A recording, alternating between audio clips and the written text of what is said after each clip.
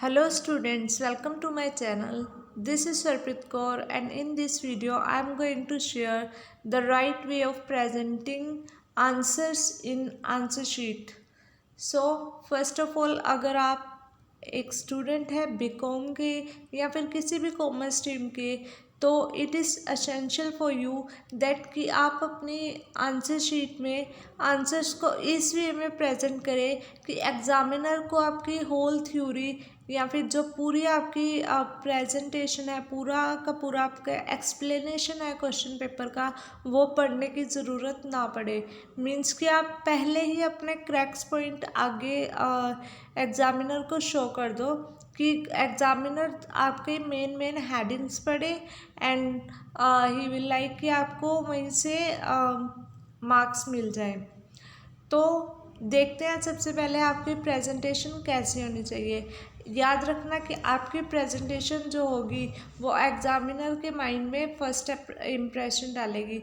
सबसे पहले तो अगर आप बीकॉम के एग्ज़ाम दे रहे हैं तो as you know very well that कि आपके एग्ज़ाम में आने हैं 9 क्वेश्चंस, जिसमें से first question is compulsory and after then the next 8 were उनमें से आपको 4 क्वेश्चंस अटैम्प्ट करने हैं। तो सबसे पहले जो आपके 4 क्वेश्चंस हैं वो आप बहुत अच्छे से प्रिपेयर करके जाओगे। जो फर्स्ट क्वेश्चन है उसमें ऐसा होता है कि कुछ एक आध क्वेश्चंस आ जाते हैं जो हमें नहीं आते होते, तो हम क्या करते हैं, हम सबसे पहले क्या करते हैं, अपने उठा लेते हैं लॉन्ग क्वेश्चन। तो स्टार्टिंग में अपना कोई ऐसा लॉन्ग क्वेश्चन उठाना जो आपको बहुत अच्छे से आता है, और अगर ऐसा है कि आपको कंपलसरी क्वेश्चन बहुत अच्छे से आता है तो कंपलसरी क्वेश्चन उठा लो। तो सबसे पहले मान लो आप कोई भी लॉन्ग क्वेश्चन कर रहे हो 15 मार्क्स का क्वेश्चन, तो उसमें सबसे पहले आपको स्टार्टिंग करनी है इंट्रोडक्शन से।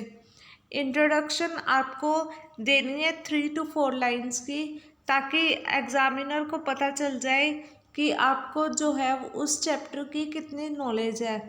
अब जो भी मान लो आपके पास कोई आपके पास जो क्वेश्चन है वो है इंश्योरेंस से रिलेटेड, तो आप इंट्रोडक्शन किसकी दोगे, इंश्योरेंस की। अब इंश्योरेंस की मान लो आपने इंट्रोडक्शन दे दी, ये सबसे पहला पॉइंट तो ये रह गया कि जब आप अपने क्वेश्चन को स्टार्ट करोगे ना, तो क्वेश्चन पेपर आपका बिल्कुल जो आपकी एग्ज़ाम शीट होगी उसके सेंटर में होना चाहिए, और जैसे मैंने यहाँ पे प्रेजेंट किया ऐसे होना चाहिए। इससे क्या फ़ायदा होगा, एक तो क्वेश्चन आपका बिल्कुल सेपरेट हो जाता है, अलग क्वेश्चन नंबर जो है उससे एग्ज़ामिनर को बिल्कुल सेपरेट दिखेगा। तो ऐसा नहीं होगा कि एग्ज़ामिनर क्वेश्चन चेक कर रहा है और आपका बीच में क्वेश्चन स्किप हो गया, ऐसा बिल्कुल नहीं होगा, और ये एग्ज़ामिनर के माइंड में एक अच्छा इम्प्रेशन डालेगा। उसके बाद आपको स्टार्टिंग कहाँ से करनी है, इंट्रोडक्शन 3 to 4 लाइन। उसके बाद 3 to 4 लाइन से आपको देनी है मीनिंग की। लाइक मैंने इंश्योरेंस की बात की थी, तो इंश्योरेंस की इंट्रोडक्शन दे दी कि इंश्योरेंस की नीड क्यों होती है, मीनिंग में इंश्योरेंस का मीनिंग क्या है, ठीक है। आफ्टर दैट आपने लिखना है डेफिनेशन। तो ये 3 पॉइंट्स तो ऐसे हैं, ये आपको हर एक क्वेश्चन में देने हैं। चाहे आपको क्वेश्चन में किसी चीज़ की करैक्टरिस्टिक्स पूछनी है, चाहे किसी चीज़ का डिफरेंस भी पूछे ना, तो उस केस में भी आपको ये 3 पॉइंट्स देने ही देने हैं। अगर आपको डिफरेंस पूछा है तो आप इंट्रोडक्शन में दोनों की थोड़ी थोड़ी इंट्रोडक्शन हेडिंग, मान लो 2 चीज़ों का डिफरेंस है आपके पास, फाइनेंशियल अकाउंट और मैनेजमेंट अकाउंट का डिफरेंस है, तो आपने इंट्रोडक्शन में क्या करना है, थोड़ी सी फाइनेंशियल अकाउंटिंग की इंट्रोडक्शन डाल दी, थोड़ी सी मैनेजमेंट अकाउंटिंग की। सेम एज मीनिंग में भी दोनों की हेडिंग डाल के फाइनेंशियल अकाउंट और मीनिंग, उसके बाद मैनेजमेंट अकाउंटिंग और मीनिंग। तो इससे क्या होगा कि आपकी ये दोनों कवर हो जाएंगी। उस केस में जो आपका डिफरेंस अगर गिवन है लॉन्ग क्वेश्चन 15 मार्क्स का क्वेश्चन है और आपको उसमें डिफरेंस एक्सप्लेन करना है, तो उस केस में आप डेफिनेशन स्किप कर सकते हो। अदरवाइज आपको डेफिनेशन करनी है अगर आपकी बुक में गिवन है, अकॉर्डिंग टू जो भी राइटर होगा आपका, उस राइटर के अकॉर्डिंग। और बाय चांस अगर ऐसा होता है कि आप एग्ज़ाम में बैठे हो, आपको डेफिनेशन लर्न है और आप राइटर नेम्स भूल गए हो, तो ऐसा नहीं करना कि आपने राइटर कोई और लिख दिया, नहीं, फिर आप राइटर को ही स्किप कराओ। और अगर ऐसा हो जाता है कि आप एग्जैक्ट डेफिनेशन नहीं याद आपको बट कुछ पॉइंट्स याद है, तो उस केस में भी आप राइटर नेम नहीं लिखोगे। राइटर नेम आप तभी लिखोगे अगर आपको राइटर नेम एग्जैक्ट याद है और डेफिनेशन भी बिल्कुल एग्जैक्ट लर्न है। उसके बाद नेक्स्ट पॉइंट आता है कि यहाँ तक तो हो गया कि हमने क्या किस वे में प्रेजेंट करना है स्टार्टिंग में। अब आपको मूव करना है अपने क्वेश्चन के मेन पार्ट की तरफ। लाइक अगर आपको किसी क्वेश्चन में किसी भी थिंग की कैरेक्टरिस्टिक्स पूछनी है तो कैरेक्टरिस्टिक्स आ जाएंगी, इम्पोर्टेंस पूछिए किसी चीज़ की तो उसकी इम्पोर्टेंस आ जाएगी। बट मैं यहाँ पे एग्जांपल ले रही हूँ कि इंश्योरेंस के इंडिविजुअल आस्पेक्ट्स पूछे हुए हैं, तो उसे कैसे प्रेजेंट करना है। फर्स्ट पेज तो आपका फिल हो गया, इंट्रोडक्शन, मीनिंग एंड डेफिनेशन। अब सेकंड पेज आपने पूरा इस वे में प्रेजेंट करना है कि आपका जो सेकंड पेज है ना, एग्जामिनर बस आपका सेकंड पेज चेक करे और उसके बाद आपका लास्ट पेज चेक करे क्वेश्चन पेपर का।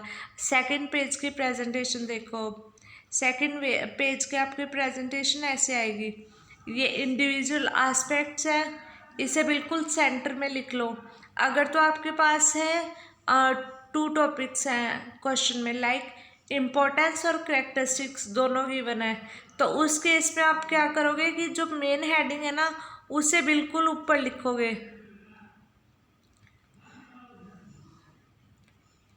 उसे बिल्कुल आप सेंटर में लिखोगे अपने पेज के। मीन्स कि जहाँ से आपके पेज की स्टार्टिंग है आप वहाँ लिखोगे उसे। अगर आपके पास 2 टॉपिक्स हैं तो उस केस में आपको पॉइंट्स भी 5-5 देने हैं। जस्ट 5 पॉइंट सफिशेंट है, 5 पॉइंट करेक्टरिस्टिक्स के और 5 पॉइंट आप इम्पोर्टेंस के दे दो। बट अगर आपके पास पूरे क्वेश्चन में जस्ट एक ही टॉपिक है तो उस केस में आपको जो डायग्राम बनाना है, फ्लो चार्ट बनाना है, मैक्सिमम 8 पॉइंट्स देने हैं अपने पेज पर। लाइक इंडिविजुअल एस्पेक्ट्स का मैंने बोला था, तो मैंने यहाँ पर देखो पॉइंट्स दे दिए, security, force saving, mental peace, economic, और कुछ हाफ पॉइंट मैंने दे दिए नीचे। ये तो आपका होगा लॉन्ग क्वेश्चन में, सॉरी उस क्वेश्चन में जिस क्वेश्चन में आपके पास एक सिंगल टॉपिक गिवन है। और अगर आपके पास डबल टॉपिक गिवन है तो उस केस में आपको जस्ट इतना बनाना है कि जैसे इंडिविजुअल एस्पेक्ट्स है और इसके नीचे बना दिया डायग्राम, ठीक है। ये फ्लो चार्ट बना दिया। मीन्स कि अगर आपके पास आता है सिंगल टॉपिक आता है अगर आपके पास, तो उस केस में आपको टोटल 8 पॉइंट्स राइट डाउन करने हैं।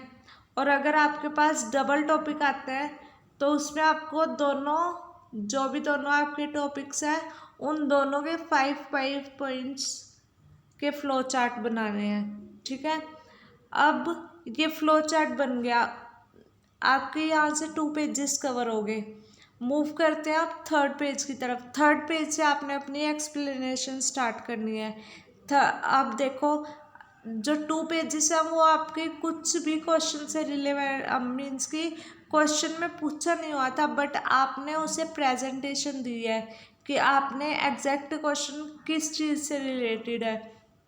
तो अगर आप ऐसे फ्लो चार्ट बनाओगे तो एग्जामिनर क्या करेगा, आपके फ्लो चार्ट से ही आपके पॉइंट्स रीड कर लेगा।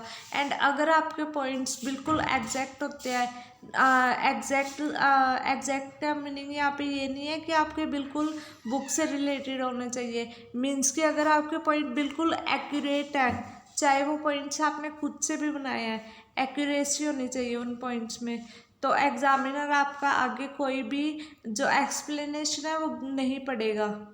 एग्जामिनर बस आपके पॉइंट्स रीड करके बिल्कुल एंड तक चला जाएगा आपके पॉइंट्स को चेकआउट करते हुए। एंड जब आपके पॉइंट्स एक्सप्लेन हो जाएंगे, आपको 3 to 4 पेजेस में एक्सप्लेन कर देने हैं।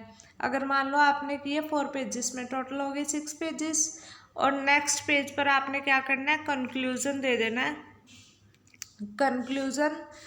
कंक्लूजन भी आपको 3 to 4 लाइन्स का देना है, जस्ट 3 to 4 लाइन्स का कंक्लूजन एंड कर देना है। उसके बाद देखना अगर आपका कंक्लूजन हो जाए तो उसके बाद आपने पेंसिल से डबल अंडरलाइन करनी है, सॉरी डबल लाइनिंग लगा देनी है, जैसे यहाँ पे लगी हुई है, ये शो नहीं हो रही है यहाँ पे, बट यहाँ पे मैंने ये डबल लाइनिंग लगाई हुई थी पेंसिल से। तो आपको डबल लाइनिंग लगा के पेंसिल से अपना क्वेश्चन क्लोज कर देना है। तो यहाँ पर आपके पास चॉइस है कि आप ब्लैक पेन भी यूज़ कर सकते हो और ब्लू पेन, अगर आपका सिर्फ ब्लू पेन यूज़ करते हो तो ब्लू पेन यूज़ करो। एंड वन इम्पोर्टेंट थिंग कि अगर तो वैसे तो यहाँ पे फ्लूइड का यूज़ डिसअलाउड नहीं है, बट मैं आपको ये सजेस्ट करूँगी कि आप फ्लूइड का यूज़ ना करो तो बेटर रहेगा, क्योंकि अगर आप फ्लूइड का यूज़ करते हो ना तो वो एक अच्छा इम्प्रेशन नहीं देता। फ्लूइड की बजाय अगर आपसे गलती हो भी गई है तो कटिंग कर दो, और कटिंग भी ऐसे नहीं जैसे बच्चे करते हैं कटिंग, ऐसे नहीं करनी। अगर आपके पास मान लो दा लिख दिया, आपने दा लिखना नहीं था तो उसे ऐसे कट करके सिंगल कट लगा के आगे लिख दो, एग्जामिनर को दिख ही जाएगा कि वो कटिंग हुई हुई है। बट अगर आप ऐसे बिल्कुल छोटे बच्चों की तरह ऐसे कटिंग कर रहे हो तो वो ज़्यादा शो होगा आपका। और अगर एग्जामिनर आपके जस्ट पॉइंट पॉइंट पढ़ रहा है ना, एक्सप्लेनेशन नहीं पढ़ रहा, और उसमें आपने कटिंग किया है, तो बहुत बार ऐसा होगा कि उसका ध्यान जाएगा ही नहीं वहाँ पे। अगर वो पढ़ ही नहीं रहा तो उसने कटिंग कहाँ से देख ली होगी। तो इसका मतलब ये है कि आपको अपनी प्रेजेंटेशन को इस वे में रखना है कि एग्जामिनर आपके मार्क्स कट ही ना कर पाए, ठीक है। तो प्रेजेंटेशन में सबसे पहले introduction, then meaning, then definition, उसके बाद मेन पॉइंट का फ्लो चार्ट, उसके बाद मूव करना है मेन जो आपका क्वेश्चन है उसकी एक्सप्लेनेशन पे, एंड एंड करना है आपको कंक्लूजन के साथ। अब बात कर लेते हैं, अगर आपके पास कोई प्रैक्टिकल सब्जेक्ट है लाइक फाइनेंशियल अकाउंटिंग, और जो आपके पास फोर्थ सेम है उसमें आपके पास है क्या बोलते हैं corporate accounting, and final same वालों के पास था मैनेजमेंट अकाउंटिंग। तो इस केस में क्या होता है, जब आपके पास प्रैक्टिकल सब्जेक्ट्स आ जाते हैं तो बहुत सारे बच्चे क्या करते हैं कि वो चाहते हैं थ्योरी एक्सप्लेन करना। जिन बच्चों के लिए प्रैक्टिकल्स ईजी नहीं होते वो थ्योरी एक्सप्लेन करना चाहते हैं, तो अपनी वहाँ पे थ्योरी को भी इस टाइप से एक्सप्लेन करो कि एग्जामिनर आपके मार्क्स ना काट पाए। तो थ्योरी में आपको क्या करना है, सबसे फर्स्ट थिंग तो आपकी बुक में जितने भी परफॉर्मेंस दिए होंगे ना उन्हें लर्न कर लो, क्योंकि ना परफॉर्मेंस आते हैं। बहुत बार ऐसा होता है कि बच्चे परफॉर्मेंस लर्न नहीं करके जाते, एंड परफॉर्मा ही आपके एग्ज़ाम में आ जाते हैं। और दूसरी थिंग, अगर मान लो आप थ्योरी लर्न कर रहे हो तो ऑब्वियस सी बात है आपको थ्योरी तो फुल चैप्टर्स की करनी पड़ती है, कुछ एक आध चैप्टर ही होते हैं जिसे आपको जो आप स्किप करते हो थ्योरी के लिए। तो उस केस में आप क्या करो कि जो चैप्टर्स प्रैक्टिकल थे और आप उनकी थ्योरी प्रिपेयर कर रहे हो, मान लो कोई चैप्टर उठा लो, जैसे मान लो प्रॉफिट एंड लॉस वाला चैप्टर है और उसकी आप थ्योरी कर रहे हो, तो उसके इसमें क्या करो कि उसका एक एग्जाम्पल भी इलस्ट्रेशन तैयार कर लो। लर्न करने में तो कुछ नहीं जाता, एक इलस्ट्रेशन लर्न कर लो, अगर उसका प्रैक्टिकल थ्योरी का क्वेश्चन आ जाता है तो थ्योरी एक्सप्लेन करके एंड में इलस्ट्रेशन भी एक्सप्लेन कर दो। तो उससे क्या होगा, एक तो आपके क्वेश्चन की लेंथ बढ़ जाएगी, और दूसरी बात कि एग्जामिनर को लगेगा कि हाँ इसने थ्योरी, एग्जामिनर को ये लगेगा कि इस चैप्टर के ना बच्चे ने प्रैक्टिकल प्रिपेयर किए थे और इसमें से आगे थ्योरी तो ये बच्चा कर ही नहीं पाया। तो ये भी आपकी अच्छा मतलब कि प्रेजेंटेशन जाएगी आपकी। और अगर आप थ्योरी एक्सप्लेन करते हो, वैसे तो आपके 12-13 मैक्सिमम 12-13 जाते हैं, बट अगर आप थ्योरी में भी प्रैक्टिकल कर देते हो ना तब भी आपके जो मार्क्स हैं वो मैक्सिमम चले जाते हैं। तो ये तो था आपका proper presentation. So thank you so much. आपके जो एग्ज़ाम्स हैं अच्छे से देना, जो मैंने इंपॉर्टेंट थिंग्स सजेशन दिए थे उन्हें एक बार ध्यान से देख लेना, एंड डोंट पैनिक कि एग्ज़ाम्स हैं, अच्छे से प्रिपरेशन करके जाओ, जो इम्पोर्टेंट चैप्टर्स हैं पूरे लर्न करके जाओ, कुछ भी ना स्किप करो। तो कोई भी आपको फेल नहीं होने देगा यहाँ पे।